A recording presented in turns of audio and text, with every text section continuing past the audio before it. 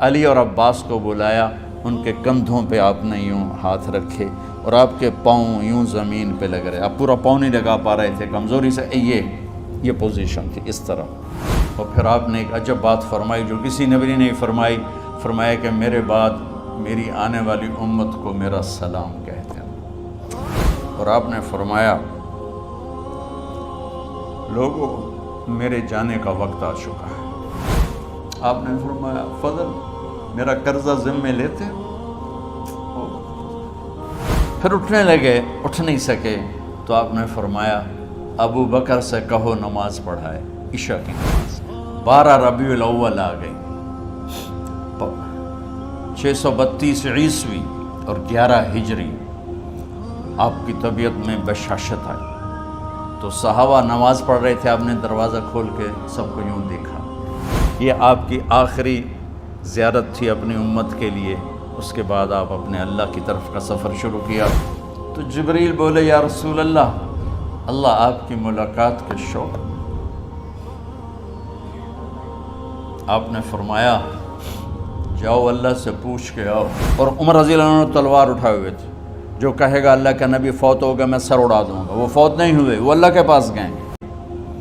آپ کی طبیعت میں بشاشت آئی تو صحابہ نماز پڑھ رہے تھے، آپ نے دروازہ کھول کے سب کو یوں دیکھا۔ یہ آپ کی آخری زیارت تھی اپنی امت کے لیے، اس کے بعد آپ اپنے اللہ کی طرف کا سفر شروع کیا۔ تو جبریل بولے یا رسول اللہ، اللہ آپ کی ملاقات کے شوق۔ آپ نے فرمایا جاؤ اللہ سے پوچھ کے آؤ۔ اور عمر رضی اللہ عنہ تلوار اٹھائے ہوئے تھے، جو کہے گا اللہ کا نبی فوت ہوگا میں سر اڑا دوں گا، وہ فوت نہیں ہوئے، وہ اللہ کے پاس گئے۔ میرے صدیق نے کہا لوگو من کان یعبد محمدا فإن محمدا قد مات۔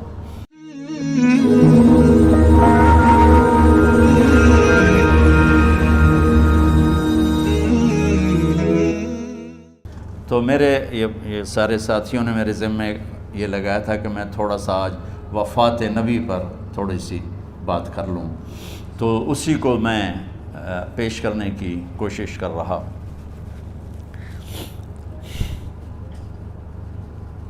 تو 53 برس کی عمر میں آپ نے مکہ سے مدینہ کی ہجرت فرمائی، اور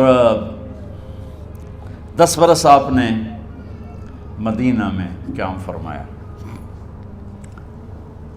11 ہجری میں آپ حج کے لیے تشریف لے گئے، اور یہ صورت آئی 11 تاریخ کو، 11 حج کے، ذوالحج، اذا جاء نصر اللہ والفتح۔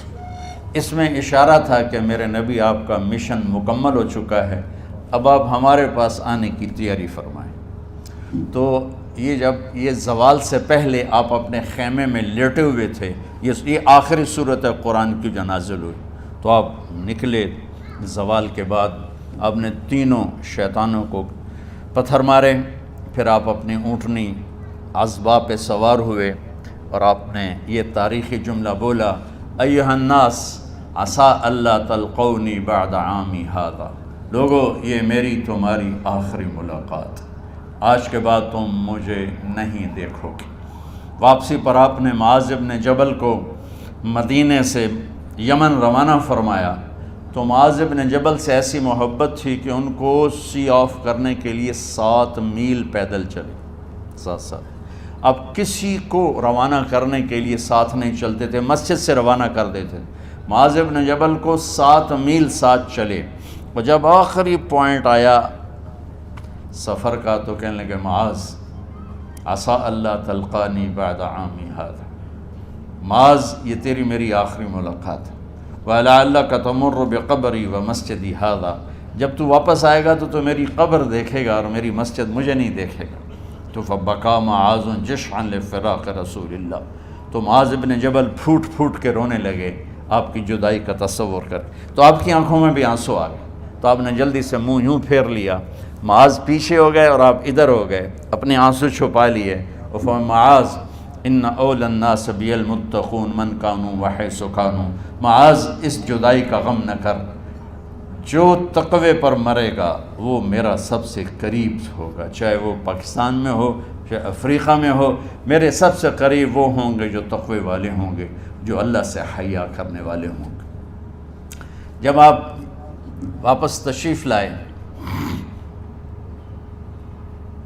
29 محرم صفر، 29 صفر عصر کی نماز کے بعد ایک جنازہ تھا۔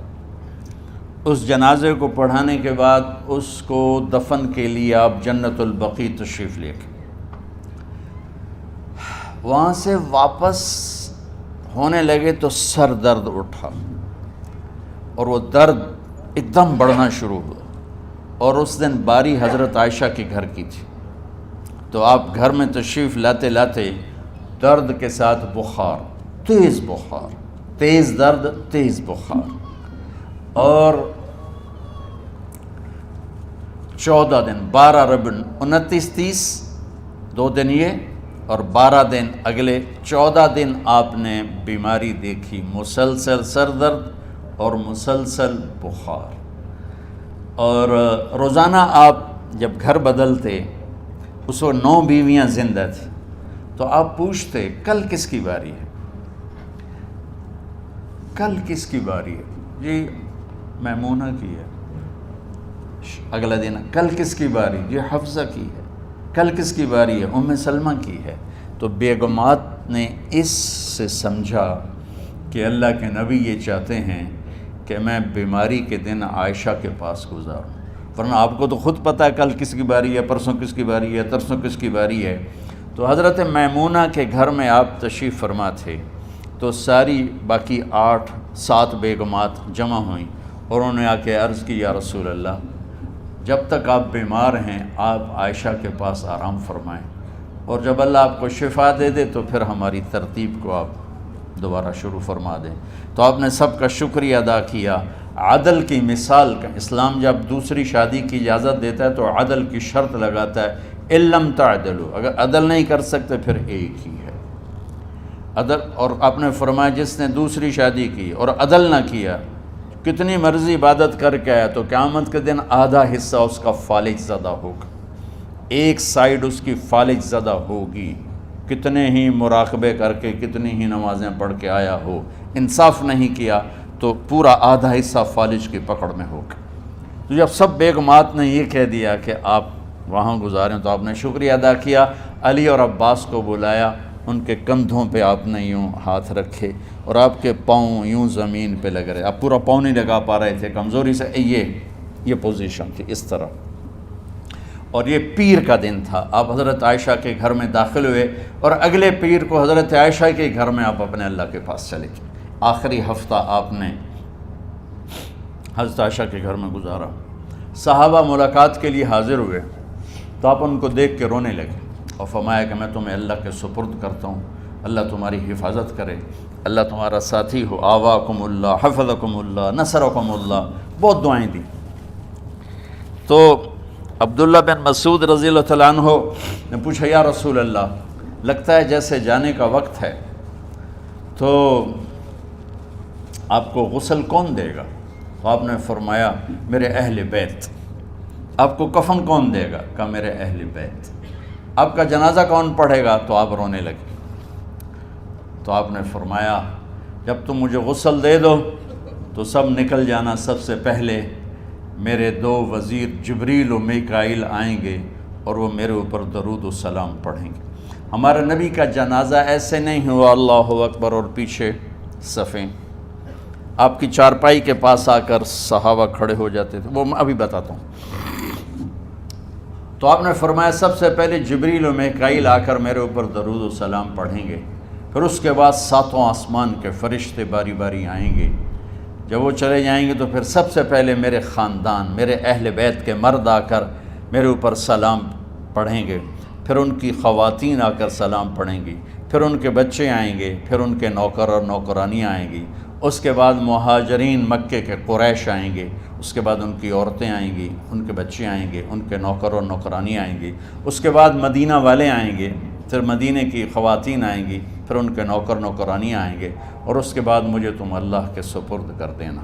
اور پھر آپ نے ایک عجب بات فرمائی جو کسی نبی نے نہیں فرمائی، فرمایا کہ میرے بعد میری آنے والی امت کو میرا سلام کہہ دینا۔